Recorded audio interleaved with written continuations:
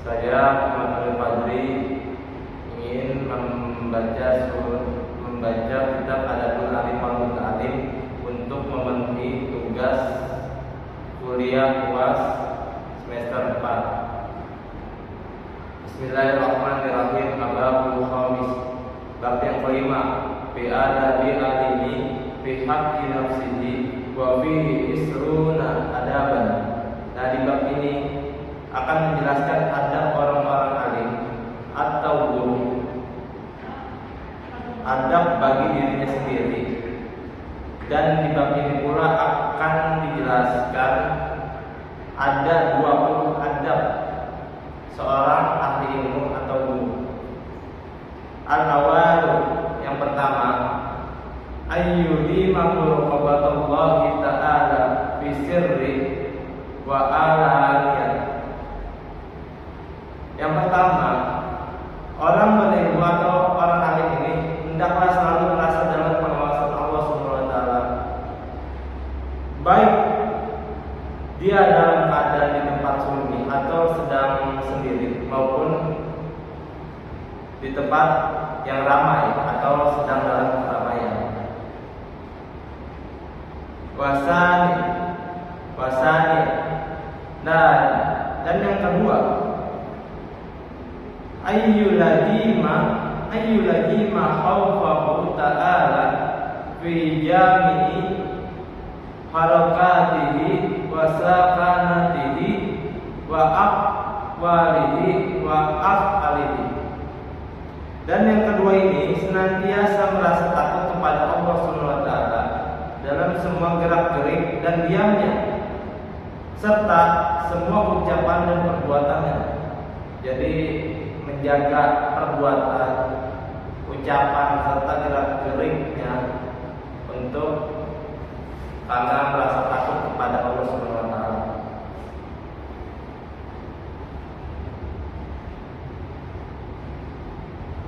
Fa'innahu aminu ala ma ustudi'a bihi minal ulumi wa hikmati wa khasyati wa tarku jalika minal hiyanat. Dan karena dia adalah orang yang diamati sesuatu yang dititipkan kepadanya. Jadi orang-orang berilmu itu dititipkan sesuatu oleh Allah SWT, yakni sebuah ilmu, hikmah, dan rasa takut kepada Allah SWT. Wa tarku zalika minahyanat. Dan apabila seorang guru atau ahli ilmu itu meninggalkan hal itu, sama dengan ia berkhianat. Wa qad qala ta'ala, dan Allah Subhanahu wa ta'ala berfirman, la takhunu Allah wa rasulah wa takhunu amanatikum wa antum ta'lamun. Hai orang-orang yang beriman, janganlah kalian mengkhianati.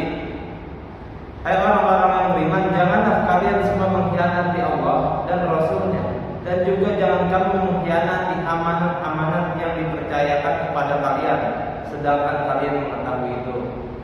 Quran surat Al-Anfal ayat 20.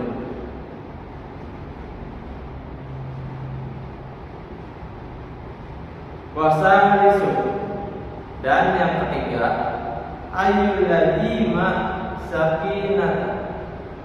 Dan yang ketiga ini, seorang guru atau seorang ahli ilmu itu harus senantiasa bersikap tenang, jangan terburu-buru atau melakukan hal apapun itu. Jadi ketika dia mau melakukan hal apapun itu, selalu merasa tenang, karena dia merasa di sisinya selalu ada Allah SWT.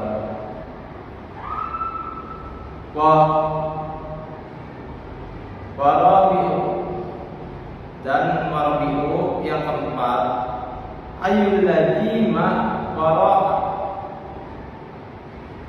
Dan yang keempat ini, orang alim atau guru itu senantiasa bersikap wiraki, yaitu berhati-hati. Berhati-hati terhadap apa? Terhadap apa yang akan diperbuat oleh dia. Karena dia merasa sesuatu, karena Allah itu selalu mengawasi dia dalam pengawasan Allah. Dia harus mempunyai sikap wiraki, yaitu berhati-hati atas perbuatan, jadi menjauhkan yang subhat atau menjauhi yang haram. Wa khamisu, dan yang kelima, ayyul ladzi ma tawadhu, dan yang kelima, seorang alim ulama atau guru ini atau ahli ilmu ini senantiasa bersikap tawadhu, harus mempunyai sikap tawadhu, yaitu rendah hati, bukan malah sebaliknya bersikap sombong. Jadi seorang guru atau seorang alim itu, alim ulama itu harus bersikap rendah hati, tawadhu. Wasadisu, dan yang keenam, ayyul ladzi ma usu'a lillahi ta'ala wa mimma katabat Malik radhiyallahu anhu ila rasidi. Dan yang keenam, selalu bersikap khusyuk kepada Allah SWT. Salah satu isi surat yang ditulis oleh Imam Malik radhiyallahu anhu kepada Harun ar-Rasyid, yaitu ija alimta ilman faliyuro alaika asruhu wa waqaruhu wa sakinatuhu wa hilmuhu liqaulihi sallallahu alaihi wasallam al ulama'u warasatul anbiya.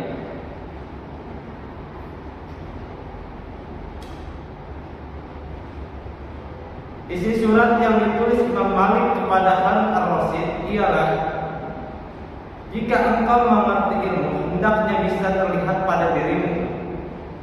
Itu dari apanya? Dari pengaruhnya, wibawanya, tenangnya dan kesabarannya. Karena Rasulullah SAW bersabda bahwa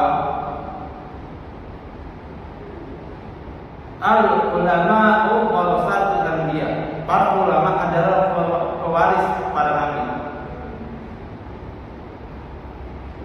Wa qala Umar radhiyallahu anhu, sahabat Umar radhiyallahu anhu berkata, ta'alamu ilma wa ta'alamu ma'ahu as-sakinata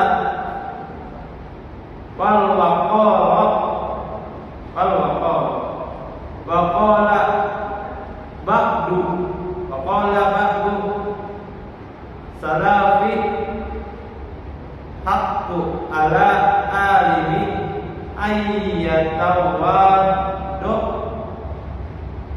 doa lillahi ta'ala fi sirrihi wa ala niyatihi wa yahtarija min nafsihi wa yaqifa amma askar alaihi. Sahabat Umar radhiyallahu anhu berkata, pelajarilah ilmu, sekaligus pelajarilah wibawanya dan ketenangannya. Sebagai ulama salaf mengatakan, wajib bagi orang berilmu merendahkan diri kepada Allah Subhanahu wa taala dalam kesendiriannya atau keramaian, menjaga diri dari nafsu, berhenti dari sesuatu yang menjanggalkan.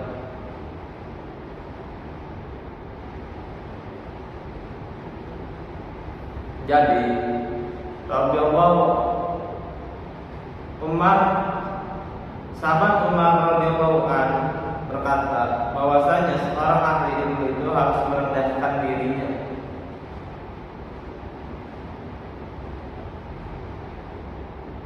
Dan beberapa ulama salaf juga mengatakan wajib bagi seorang berilmu merendahkan dirinya kepada Allah SWT dalam kesendiriannya atau keramaian.